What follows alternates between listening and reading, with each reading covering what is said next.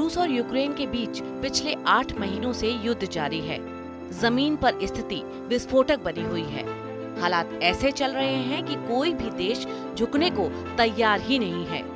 इस सब के बीच राष्ट्रपति व्लादिमीर पुतिन की परमाणु हमले की धमकियां सामने आईं, जिसके चलते पूरी दुनिया डरी हुई थी। लेकिन अब जो पुतिन का बयान आया है वो यूक्रेन, अमेरिका समेत पश्चिमी देशों को राहत देने वाला है, क्योंकि पुतिन ने खुद ही न्यूक्लियर अटैक की अटकलों पर ब्रेक लगा दिया है। पुतिन ने अपने बयान में जोर देकर कहा है कि मॉस्को का यूक्रेन पर परमाणु हमला करने का कोई इरादा नहीं है। हमने कभी भी किसी भी बैठक में न्यूक्लियर हमले की बात नहीं की। यूक्रेन पर न्यूक्लियर स्ट्राइक की जरूरत नहीं है, सिर्फ मिलिट्री या राजनीतिक स्ट्राइक की जा सकती है। अब पुतिन का ये बयान उन तमाम बयानों से इतर है जहां वो अपने देश की रक्षा के लिए हर संभव कदम उठाने की बात कर रहे थे। कोई ज्यादा महीने पुरानी बात नहीं है। पुतिन के तेवर काफी आक्रामक नजर आ रहे थे। उनका हर बयान बड़े खतरे की तरफ इशारा कर रहा था। हालात ऐसे बन गए थे कि अमेरिका से लेकर ब्रिटेन तक कई देशों ने आगे आकर पुतिन की आलोचना की थी।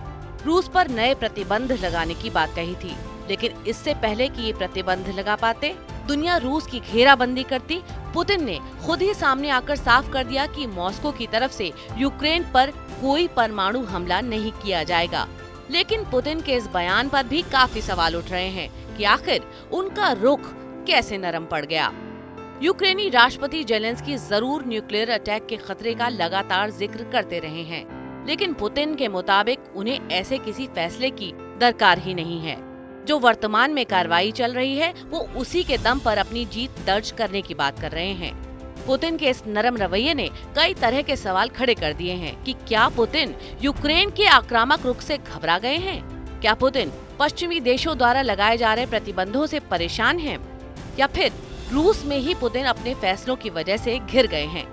दरअसल फरवरी के अंतिम हफ्ते में जब रूस और यूक्रेन के बीच युद्ध शुरू हुआ, उसी वक्त पश्चिमी देशों ने रूस पर कई तरह के आर्थिक प्रतिबंध लगा दिए थे।